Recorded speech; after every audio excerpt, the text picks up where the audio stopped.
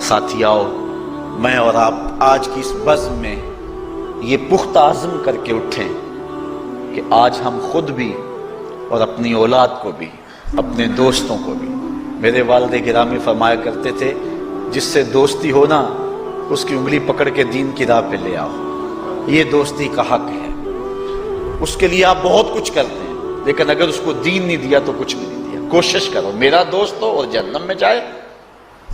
والدین بچے کے مستقبل کے لیے کتنی کوشش کرتے ہیں، لاکھوں روپیہ لگاتے ہیں مستقبل ٹھیک ہو جائے، کرتے ہیں کہ نہیں کرتے؟ یونیورسٹیوں کے اندر، کالجوں کے اندر کتنی بھاری فیسیں بھرتے ہیں، کیوں اتنا کچھ کیوں کر رہے ہو؟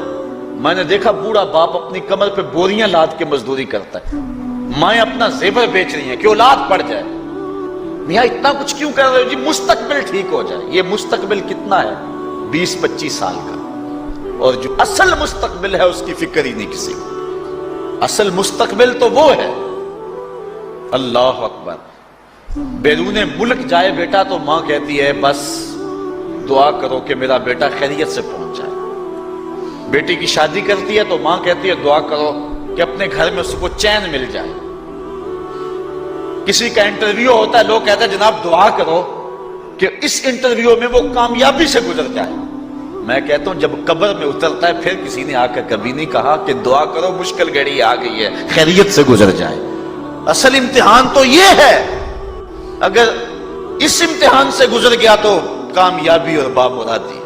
یہ تھوڑا سا مستقبل دنیا کا، اس کے لیے ہم کتنے پیسے لگا دیتے ہیں۔ سب کچھ اولاد کو آتا ہے، ہر شے فر فر پڑھتے اور بولتے ہیں، دعائے قنوت بھی نہیں آتی ہوتی۔ تو ہم اپنی اولاد کے لیے دین کا تحفہ اس کو کبھی نہ چھوڑیں۔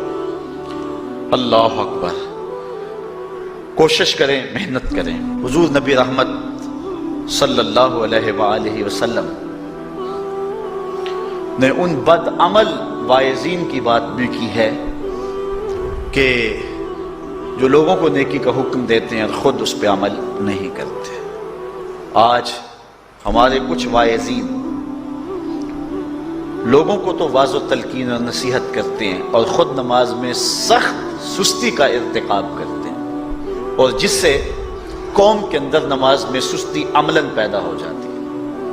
کوئی عرس کی تقریب ہو، کوئی محفل نعت ہو، کوئی جلسہ ہو، کوئی شادی کی تقریب ہو، نماز کے وقت کا پورا خیال رکھا کریں اور اس بات کا لحاظ رکھا کریں۔ بلکہ ہمارے ہاں ایک عجیب سا فیشن ہے اور عجیب سی بات ہے، میں بڑا حیران ہوا کرتا ہوں کہ عشاء کے بعد جب جلسے ہوتے ہیں نا ہمارے مساجد کے اندر، تو مغرب سے اعلان شروع ہو جاتا ہے آج رات فلاں صاحب خطاب فرمائیں گے، اور پھر جب نماز عشاء ہوتی ہے تو ہمارا نقیب محفل کھولتا ہے لاؤڈ سپیکر اور وہ اعلان کرتا ہے حضرات جماعت ہو چکی ہے، اب مسجد میں آ جائیں۔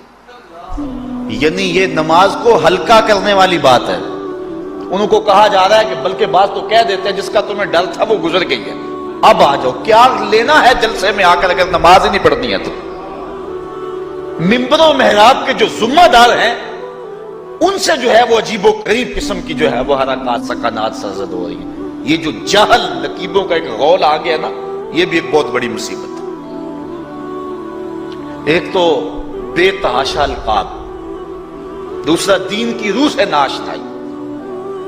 وہ کسی نے کہا تھا نا کہ پہلے حضرت غوث پاک ولی بناتے تھے، چور سے کتب بناتے تھے، آج کل ہم بناتے ہیں۔ کہا تم کیسے؟ کہا ہمیں پتا ہوتا ہے یہ چور بیٹھا ہوا ہے، کہتے ہیں غوث زمان اور کتب دوران۔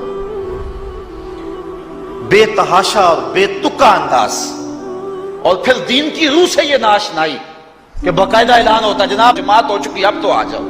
تو کیا کرتا ہے ساری رات جاگ کے اگر عشاء کی نماز ہی نہیں پڑھی تو نماز کو ہلکا کیا گیا ہے۔ اسی طرح جلسہ لمبا ہو رہا ہے اور نماز کا وقت سکڑ رہا ہے۔ ان چیزوں کا التزام کرنا ہے، ہم نے کوشش کرنی ہے۔ اور یہ بھی ایک مصیبت ہے کہ دربار بڑا اونچا ہے اور مسجد کے اندر جانوروں کی بینٹیں پڑی ہوئی ہیں۔ حیثیت تو مسجد کی ہے، دربار کی تو ثانوی حیثیت ہے۔ دربار پہ 3 کروڑ روپیہ لگا ہوا ہے اور مسجد میں چٹائیاں بھی موجود نہیں۔